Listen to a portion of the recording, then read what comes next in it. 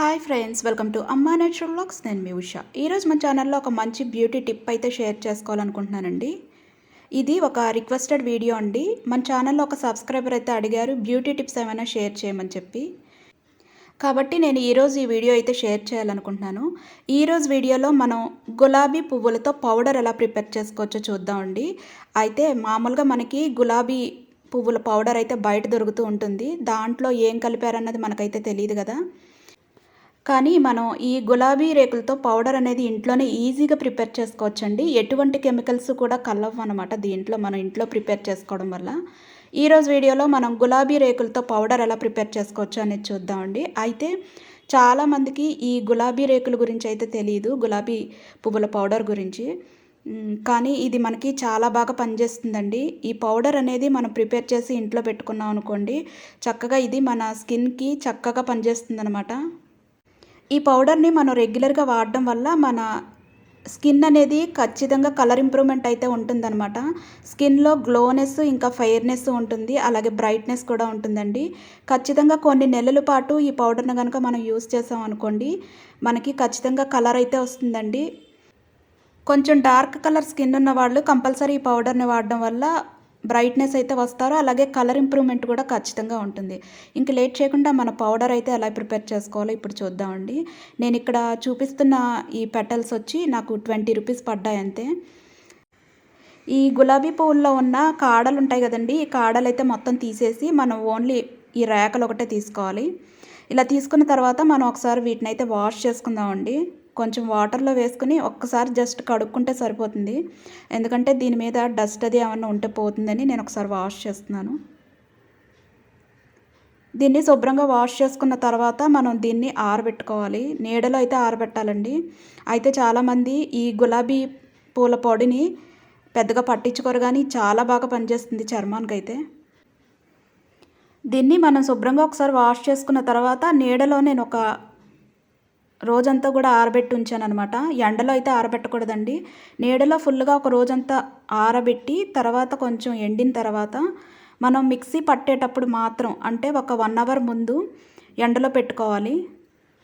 నేను ఇక్కడ దీన్ని మీకు ప్లేట్లో చూపిస్తున్నానండి, కానీ చక్కగా మనం ఒక పేపర్లో కానీ లేదంటే ఏదైనా పల్చని క్లాత్లో కానీ ఆరబెట్టుకున్నాం అనుకోండి, దీంట్లో ఉన్న తడంతా కూడా పోయి మనకి ర్యాకులు అనేవి తొందరగా డ్రై అయిపోతాయి అన్నమాట.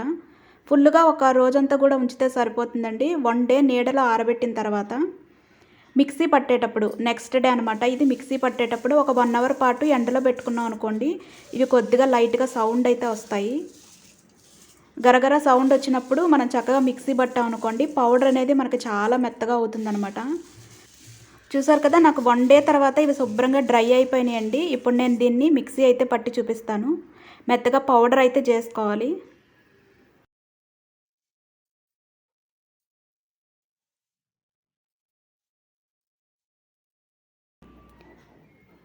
బాగా గ్రైండ్ చేసిన తర్వాత నాకు పౌడర్ అయితే ఇలా ప్రిపేర్ అయ్యిందండి. చాలా మెత్తగా అయితే వచ్చింది.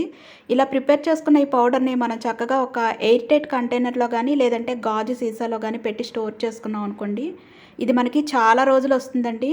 ఇలా పౌడర్ని ప్రిపేర్ చేసుకున్న తర్వాత మనం చక్కగా ఏదైనా ఫేస్ ప్యాక్లో దీన్ని వేసుకుని అప్లై చేసుకోవచ్చు ఫేస్కి.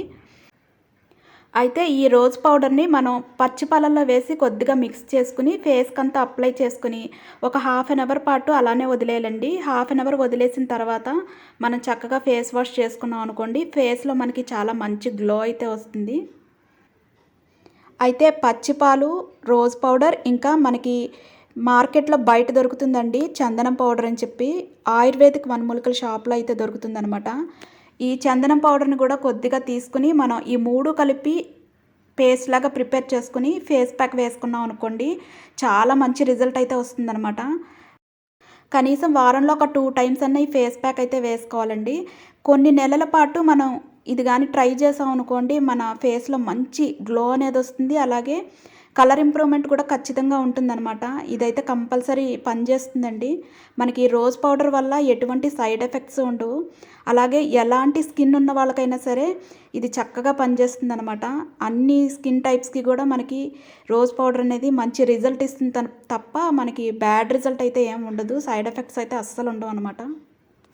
సో ఫ్రెండ్స్, ఎవరికైనా మంచి స్కిన్ కావాలనుకున్న వాళ్ళు కంపల్సరీ ఈ పౌడర్ అయితే ట్రై చేయండి, మంచి రిజల్ట్ అయితే వస్తుంది. నేను ఫేస్ ప్యాక్ ఇంకొకసారి చెప్తానండి. పచ్చిపాలు ఉంటాయి కదా, పచ్చిపాలల్లో కొద్దిగా చందనం పౌడర్, అలాగే కొద్దిగా రోజ్ పౌడర్, ఈ 3 కలిపి బాగా మిక్స్ చేసి ఫేస్కి అప్లై చేసిన తర్వాత కనీసం ఒక హాఫ్ అన్ అవర్ పాటు వదిలేసేయాలి. హాఫ్ అన్ అవర్ తర్వాత ఫేస్ అంతా కూడా చక్కగా రబ్ చేసినట్టుగా తోముకోవాలి. ఇలా రబ్ చేసినట్టుగా తోముకోవడం వల్ల ఫేస్ మీద ఉన్న డస్ట్ అది ఏమన్నా ఉంటే పోతుందనమాట. అలాగే మనకి ఫేస్లో మంచి బ్రైట్నెస్ అయితే వస్తుంది.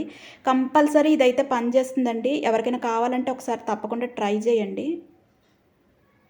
ఫ్రెండ్స్, మీకు ఈ వీడియో అయితే నచ్చిందని అనుకుంటున్నాను. వీడియో కనుక నచ్చినట్లయితే తప్పకుండా లైక్ చేయండి. అలాగే మన ఛానల్ని ఫస్ట్ టైం ఎవరైనా చూస్తున్నట్లయితే సబ్స్క్రైబ్ చేసుకోవడం మర్చిపోకండి.